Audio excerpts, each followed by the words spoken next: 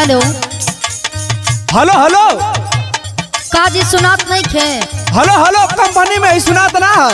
Hello hello हाँ हाँ अरे सुनात बाकी ना हो तो हाँ हाँ सुनात आवत आवत आवाज। एकदम से बहिरे हो गई हो का। अरे नहीं कंपनियां चलत है पागल। अच्छा तो तू यही तेरे बहिर बाण बन के हरे कमा यार जोन तुहार छोटका भाई है ना ओकर आदत बड़ी खराब बा। का है वो तो हमार बड़ा बढ़िया भाई है। अरे हम का बताई ओकर रहन एकदम बेकार है। ऐसन का कर देला। जब से कल से वो हॉस्टल से घरे आइल बा तबे से ओकर आदत बड़ी बेकार हो गई है। नहीं वो तो पढ़ाई पर ध्यान देला पागल। ना ना वो पढ़ाई पर ध्यान कम देता अब हमरे पर ध्यान ढेर देता। अच्छा बताओ का करला। सुना सुनावा। हको धको करता जियरवा हो धको धको करता जियरवा हो जब से आइल बा देवरवा। अरे हो बात है का। हाँ हो हमके तो पता ना रहल।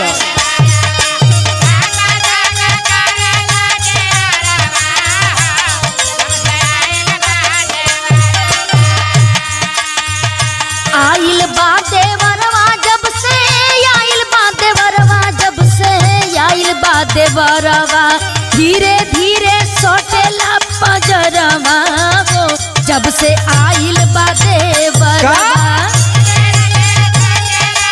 इहो काम करत है का। हाँ हो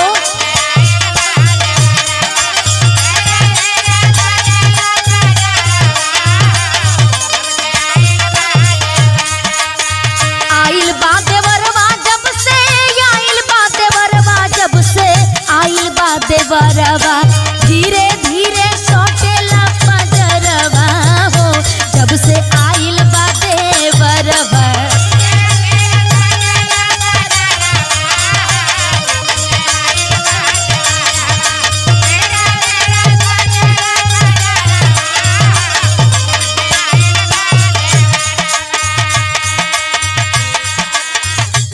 तू हमार मन एने ओने कर दहली।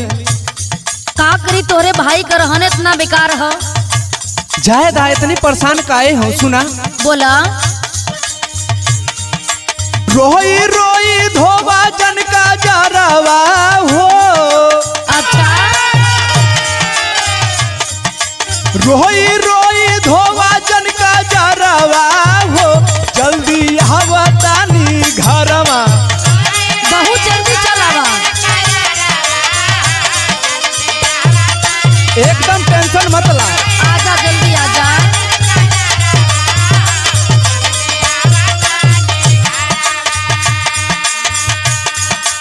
आवतानी घरवा हो आवतानी घरवा हो आवतानी घरवा तोह के सुताइब जान तोरवा हो जल्दी आवतानी घरवा।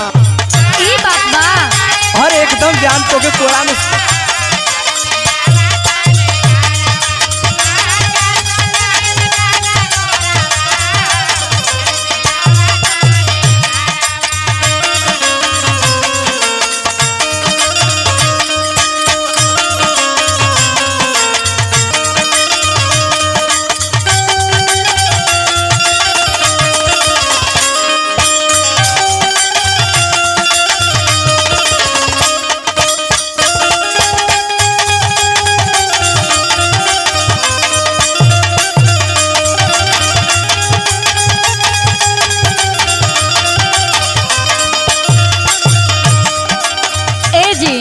बोला हो। जाना तनी राउर भाई कैसे कैसे का करेला। का करेला सुना सुनावा। भाभी भाभी कही के जाएला पिया सट हो। इहो बात बका। हाँ हो का बताई। बड़ा गड़बड़ करत है। अरे बहुत बेकार ओकर आदत हो गई बा।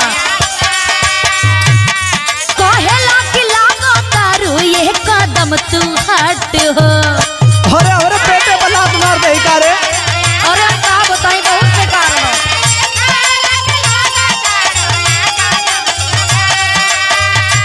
कौन मोनू देवरवा ना सुना संगे संगे देखेला मेरा रवा हो। अच्छा संगे संगे देख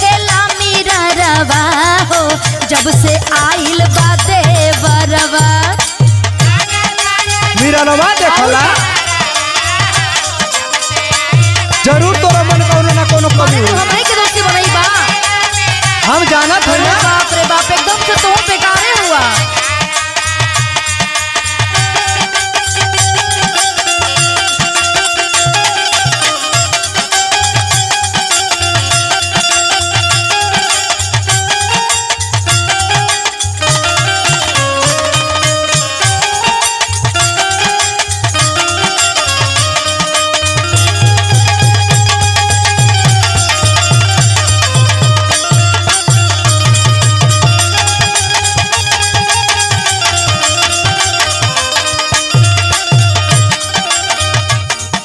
हम जानत ही तोर कुछ ना कुछ कमी जरूर अच्छा, हुई। माने कुल हमरे दोस्त बा। इतना हाँ, इतना लेकिन- दिन से छोड़ के गईले, बड़ा घर द्वार तोहर माई बाबू सबके देखत बानी, आ तोहार भाई इतना बेकार हो गईल हो के बहरे तो ही बिगड़ नहीं हुआ। अरे हम जब रहनी तबो तोर यह हालत देखत नहीं ना। अरे बाप रे, उल्टा हम ही के तू डांटत बाड़ा। लेकिन सुन एक ठे उपाय बतावत ही। बची बचा के सोना घरवा में रही हा। अरे का बच बचा के रह, तोहरो आदत खराब है, तोरे भयो के बेकार है। जैसे बात वैसे ही रही है। अब हम नैहर जाई। बेच जाती बोली तो वो के धमक गई हा।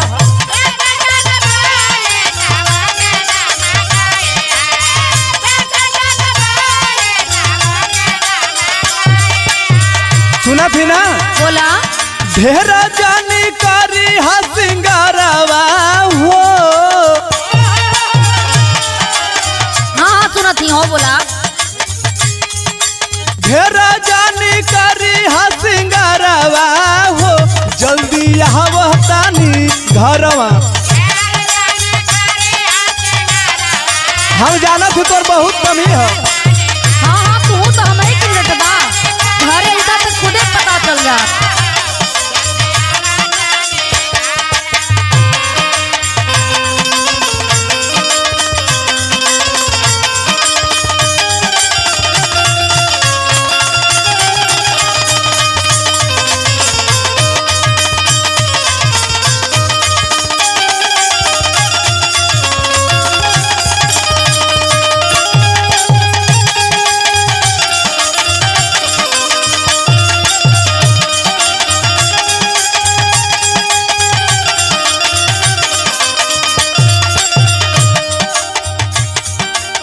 एगो बात तो ध्याने से सुन ला। हाँ सुना। अब तोहरो बात सुन के हमार माथा एकदम गर्मे हो गई ह।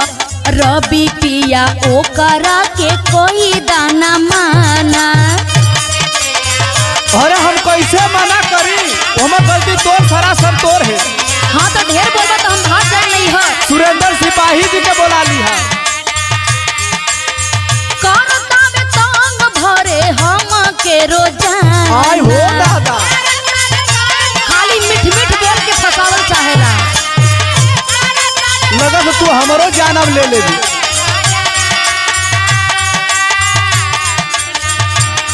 चाहता वे छोटू लहरवा हो, जब से आइल बा देवरवा। अरे छोटू बहुत रंगीला हो के जानत होगा। एक नंबर का बेकार आदमी है। कैसे पता है। हमको पता है ना।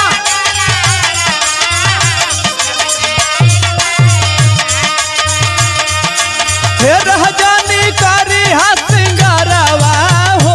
जल्दी आवह तानी घरवा। धक धक करता जियरवा हो, जब से आइल बा देवरवा। तोहा के सुताई बजान कोरवा हो। जल्दी आवह तानी घरवा। धक धक करता जियरवा हो, जब से आइल बा देवरवा। बुझल।